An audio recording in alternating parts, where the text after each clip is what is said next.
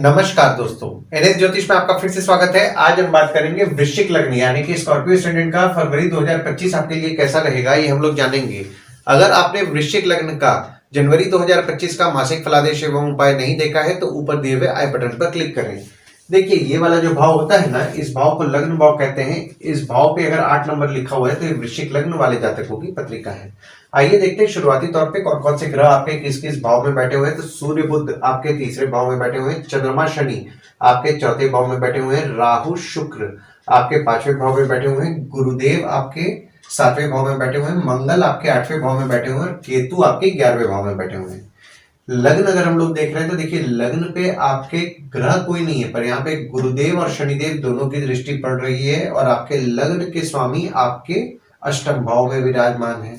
तो देखिए, लग्न पे गुरुदेव की दृष्टि पड़ रही है तो आपको ज्ञान की प्राप्ति निश्चित तौर पर हो रही होगी और आपका वेट भी बढ़ रहा होगा। हालांकि यहाँ पे देखिए, शनिदेव की दृष्टि भी आपके लग्न पे पड़ रही है तो आप में आलस्य रह रहा होगा 1 मई 2024 से, और आप में आलस्य 29 मार्च 2025 तक रहेगा। और वहीं आपके लग्न के स्वामी आपके अष्टम भाव में विराजमान है 21 जनवरी से, और 2 अप्रैल तक आपके अष्टम भाव में ही विराजमान रहेंगे और वक्री भी हैं। तो देखिए, लग्न के स्वामी अष्टम भाव में विराजमान है तो आपके ससुराल वालों को लेकर के आपका फोकस रहेगा। अचानक धन लाभ के बारे में आप विचार करेंगे, पर यहाँ पे देखिए, आप थोड़े बहुत नेगेटिव माइंडेड हो सकते हैं। नेगेटिविटी को कंट्रोल करना है और मेडिटेशन रेगुलर बेसिस पे करना है। दूसरे भाव में आपके कोई ग्रह नहीं है, पर यहाँ पे देखिए, मंगल की दृष्टि आपके दूसरे भाव में पड़ रही है और आपके दूसरे भाव के स्वामी आपके सातवें भाव में विराजमान है। देखिए, दूसरा भाव जो होता है वो होता है आपके वाणी कुटुंब कोष का होता है। दूसरे भाव में आपके मंगल की दृष्टि पड़ रही है तो आपके परिवार के सदस्य स्वभाव में थोड़ा बहुत एग्रेसिव रह रहे होंगे 21 जनवरी से। और यहाँ पे देखिए, परिवार के सदस्य जो एग्रेसिव रह रहे हैं ना, वे 2 अप्रैल 2025 तक एग्रेसिव रहेंगे। विवाद होने की संभावनाएं बन रही है, विवाद से बचे और कटुवाणी बोलने से बचे। जो भी बोले सोच समझ करके बोले। यहाँ पे देखिए, आप कुछ ऐसा बोल देंगे जो किसी को बुरा लग सकता है, तो इस चीज का आपको ध्यान देना है। वहीं आपके दूसरे भाव के स्वामी आपके सातवें भाव में विराजमान है, तो अगर आप भागीदारी में काम कर रहे हैं तो भागीदार द्वारा आपके लाभ के योग बने हुए हैं 1 मई 2024 से, और ये लाभ के योग 14 मई 2025 तक रहेंगे। और अगर आप सेविंग करने का प्रयास कर रहे हैं ना, तो यहाँ पे आपकी स्पाउस द्वारा अगर आप सेविंग करेंगे तो आपको ज्यादा अच्छा रिजल्ट मिलेगा। तीसरे भाव में आपके सूर्य विराजमान है और बुध विराजमान है, गुरुदेव की दृष्टि पड़ रही है और मंगल की दृष्टि पड़ रही है, और आपके तीसरे भाव के स्वामी आपके चौथे भाव में विराजमान है। देखिए, तीसरा भाव जो होता है वो होता है आपके स्वयं के पराक्रम, धैर्य, छोटे भाई बहन, पड़ोसी, डेली के प्रवास का होता है। सूर्य जो आपके तीसरे भाव में विराजमान है आपके दशम भाव के स्वामी है, जो कि तीसरे भाव में विराजमान है 13 जनवरी से लेकर के 11 फरवरी तक। तो 13 जनवरी से 11 फरवरी तक आपके बॉस हो गए, आपका काम हो गया, या फिर आपके पिता से आपको हिम्मत मिलेगी। और अगर काम के लिए आपको भाग दौड़ करने मिल रहा है ना, तो भाग दौड़ कीजिए, उससे निश्चित तौर पर आपको पॉजिटिव रिजल्ट ही मिलेगा।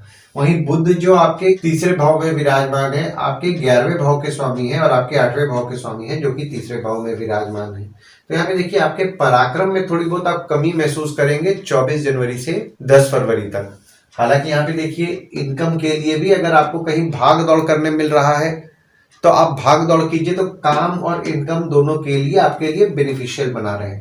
वहीं गुरुदेव की दृष्टि भी आपके तीसरे भाव में पड़ रही है, तो आपने नोटिस किया होगा कि आपका डेली का प्रवास, जिसको कि डेली का ट्रैवलिंग बोलते हैं, वो कुछ ज्यादा बढ़ा हुआ है। और मंगल की दृष्टि भी आपके तीसरे भाव में पड़ रही है, तो आपके पराक्रम के लिए तो निश्चित तौर पर शुभ फल प्रदान कर रहा है। क्योंकि यहाँ पे देखिए, गुरुदेव और मंगल दोनों की दृष्टि आपके तीसरे भाव में पड़ रही है, तो आपका पराक्रम अच्छा रहेगा। पर यहाँ पे देखिए, विवाद होने की संभावनाएं आपके छोटे भाई बहन या पड़ोसी से बन रही है, विवाद से बचें। चौथे भाव में आपके चंद्रमा विराजमान है, शनिदेव विराजमान है, बुध 11 फरवरी को विराजमान होंगे और सूर्य 12 फरवरी को विराजमान होंगे। और देखिए, यहाँ पे बुध आदित्य योग का फिर से आपके पत्रिका में निर्माण हो रहा है 12 फरवरी से लेकर के 26 फरवरी तक। देखिए, चौथा भाव जो होता है वो होता है आपके सुख, माता, घर, वाहन का होता है। तो शनिदेव आपके चौथे भाव में जो विराजमान है ना, वे 17 जनवरी 2023 को विराजमान हुए थे और 29 मार्च 2025 तक विराजमान रहेंगे। तो आपके पत्रिका में शश नामक पंच महापुरुष योग का निर्माण किए हुए हैं। तो यहाँ पे देखिए, आपको घर वाहन का सुख तो निश्चित तौर पर मिलेगा, माता का सुख आपको अच्छा मिलेगा और माता द्वारा आपको धैर्य की प्राप्ति भी होगी, माता से आपको हिम्मत भी मिलेगा। वहीं यहाँ पे देखिए चौथे भाव में जब सूर्य और बुध दोनों जब विराजमान होंगे तो यहाँ पे बुध आदित्य योग का निर्माण कर रहे हैं, जैसा कि मैंने आपको भी बताया 12 फरवरी से लेकर के 26 फरवरी तक। तो अगर आपका कोई काम अटक रहा है तो 12 फरवरी से अगर आप वो काम घर से कर रहे हैं तो आपके लिए ज्यादा बेनिफिशियल रहेगा। वहीं जो भी लोग घर वाहन से संबंधित काम कर रहे हैं, ट्रांसपोर्ट रियल एस्टेट से संबंधित काम कर रहे हैं, जैसे कि नई पुरानी गाड़ी खरीदना बेचना, car detailing, car accessories, property खरीदवाना बेचवाना, या कोई भी घर वाहन से संबंधित काम कर रहे हैं, यहाँ पे आपके लाभ के योग 11 फरवरी से 26 फरवरी तक बन रहे हैं। हालांकि यहाँ पे देखिए जो भी लोग ट्रांसपोर्ट रियल एस्टेट से संबंधित काम कर रहे हैं उनका काम निश्चित तौर पर अच्छा चलेगा। पांचवें भाव में आपके राहु विराजमान है, शुक्र विराजमान है और बुध 27 फरवरी को विराजमान होंगे और आपके पांचवें भाव के स्वामी आपके सातवें भाव में विराजमान है। देखिए पांचवा भाव जो होता है वो होता है आपके संतति, प्रेम, पढ़ाई, साधना का होता है। राहु आपके पांचवें भाव में विराजमान है 30 अक्टूबर 2023 से।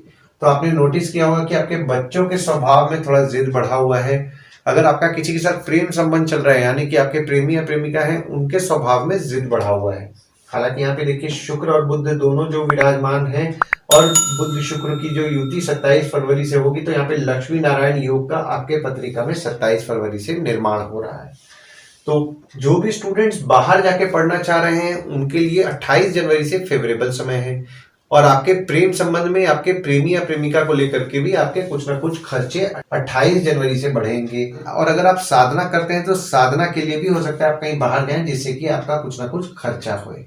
और बुध जब आपके पांचवें भाव में 27 फरवरी को विराजमान होंगे, तो यहाँ पे देखिए 27 फरवरी को आपके पांचवें भाव में विराजमान होकर के सीधे अपने ही घर में दृष्टि डाल रहे हैं।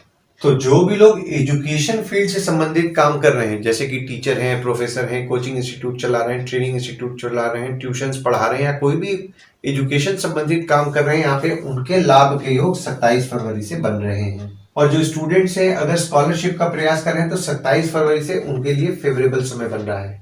छठवें भाव में आपके कोई ग्रह नहीं है, पर यहाँ पे देखिए शनिदेव की नीच की दृष्टि आपके छठवें भाव में पड़ रही है और आपके छठवें भाव के स्वामी आपके 8वें भाव में विराजमान है। देखिए छठवां भाव जो होता है वो होता है आपके रोग, ऋण, शत्रु, मामा मौसी का होता है।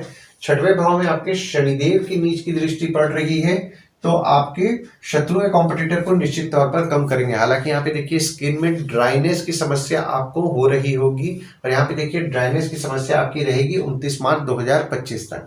और आपके छठवें भाव के स्वामी आपके 8वें भाव में विराजमान है 21 जनवरी से लेकर के 2 अप्रैल तक, और आपके 8वें भाव में वक्री भी है और विपरीत राजयोग का निर्माण कर रहे हैं 21 जनवरी से 2 अप्रैल तक। तो आपके शत्रु कॉम्पिटिटर का निश्चित तौर पर आप नाश करेंगे। और अगर कोई छोटी मोटी बीमारी भी हो रही है तो उसमें भी कहीं ना कहीं आपको सुधार देखने के लिए मिलेगा।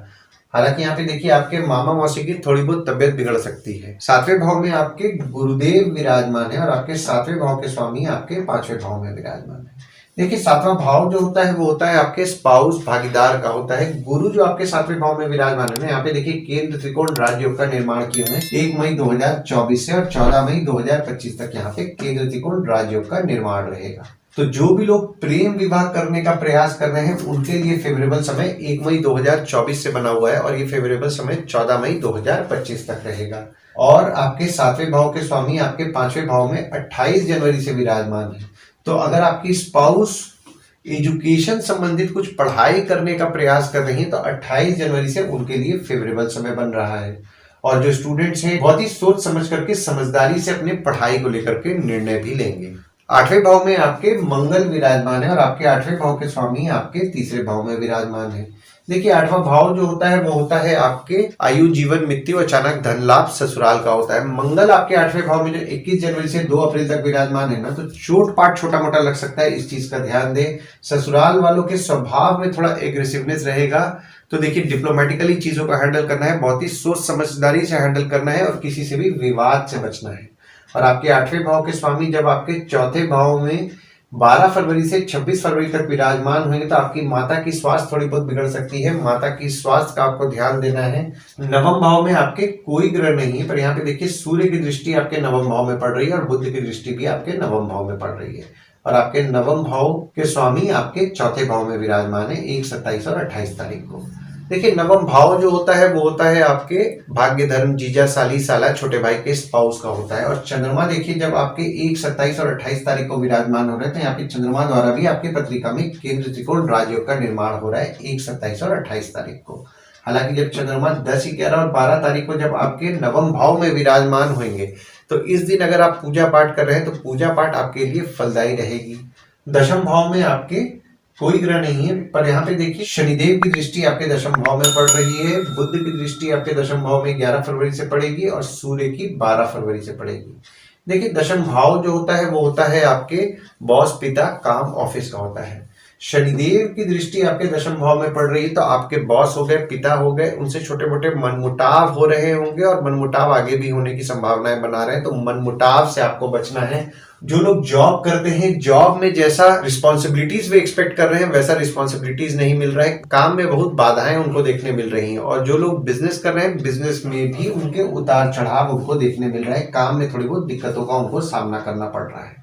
पर यहाँ पे देखिए दशम भाव में जब सूर्य बुध दोनों की दृष्टि आपके पड़ेगी, क्योंकि चौथे भाव में देखिए बुध आदित्य योग का आपके पत्रिका में निर्माण हो रहा है, तो निश्चित तौर पर आप बुद्धिमानी और समझदारी से डिसीजंस लेंगे। अगर कोई सरकारी काम का आप प्रयास कर रहे हैं तो 12 फरवरी से आपके लिए फेवरेबल समय बन रहा है। 11वें भाव में आपके केतु विराजमान है और गुरुदेव की दृष्टि पड़ रही है और मंगल की दृष्टि भी आपके 11वें भाव में पड़ रही है और आपके 11वें भाव के स्वामी आपके तीसरे भाव में विराजमान है।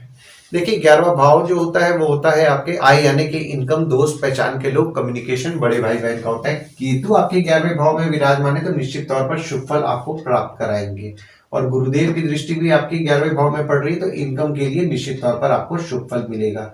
हालांकि यहाँ पे देखिए मंगल की दृष्टि भी आपके 11वें भाव में पड़ रही है तो आपके बड़े भाई बहन हो गए, दोस्त हो गए, पहचान के लोग हो गए, वे थोड़ा स्वभाव में एग्रेसिव रहेंगे, डिप्लोमेटिकली हैंडल करना है। और दूसरी चीज, अगर आपका पैसा अटक जा रहा है तो किसी से भी विवाद में नहीं पड़ना है, समझदारी और डिप्लोमेटिकली अगर आप हैंडल कर रहे हैं तो आपको अच्छा रिजल्ट मिलेगा। हालांकि यहाँ पे देखिए गुरुदेव की दृष्टि आपके 11वें भाव में पड़ रही है तो इनकम आपको निश्चित तौर पर गुरुदेव द्वारा भी प्राप्त होगा। 12वें भाव में आपके कोई ग्रह नहीं है और ना ही किसी ग्रह की दृष्टि पड़ रही है और आपके 12वें भाव के स्वामी आपके 5वें भाव में विराजमान है।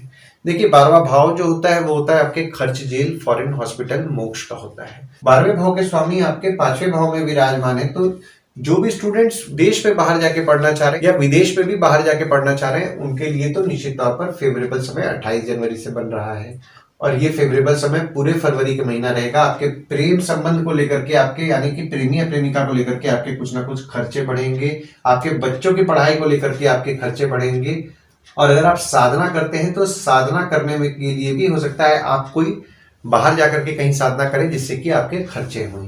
तो फरवरी के महीना में जो गोचर का प्रभाव मैं देख रहा हूं ना, काम के लिए अगर आपको कोई भाग दौड़ करने मिल रहा है तो भाग दौड़ निश्चित तौर पर शुरुआत के 11 दिन के लिए करिए और 12 फरवरी से अगर आपका कोई काम अटक रहा है तो घर से करेंगे तो आपको निश्चित तौर पर अच्छा रिजल्ट मिलेगा। तो आइए दोस्तों, अब हम लोग ये समझने का प्रयास करते हैं कि इस महीना में गुड डेट्स और बैड डेट्स आपके लिए कौन कौन से रहेंगे। तो गुड डेट्स वो डेट्स हो जाते हैं जिस दिन अगर आप कोई नया काम शुरू करना चाह रहे हैं, कोई कंपनी में आपके एग्रीमेंट हो रहा है, कोई कंपनी में आपकी ज्वाइनिंग हो रहा है या फिर अगर आप कहीं बाहर जाने का प्लान कर रहे हैं, कोई भी अच्छा काम करना चाह रहे हैं तो इस डेट्स को आप कंसिडर कर सकते हैं। तो डेट्स हो जाते हैं 1 तारीख, 6 तारीख, 7 तारीख, 10 से 12 तारीख, 25 तारीख और 26 तारीख। वहीं बैड डेट्स में अगर आप कहीं बाहर जाने का प्लान कर रहे हैं, कोई कंपनी में आपके एग्रीमेंट हो रहा है, कोई कंपनी में आपकी ज्वाइनिंग हो रहा है या फिर अगर आप कोई नया सामान खरीदना चाह रहे हैं, कोई भी अच्छा काम करना चाह रहे हैं तो इस डेट्स को आप अवॉइड कीजिए। तो डेट्स हो जाते हैं 4 तारीख, 5 तारीख, 8 तारीख, 9 तारीख, 18 तारीख और 19 तारीख।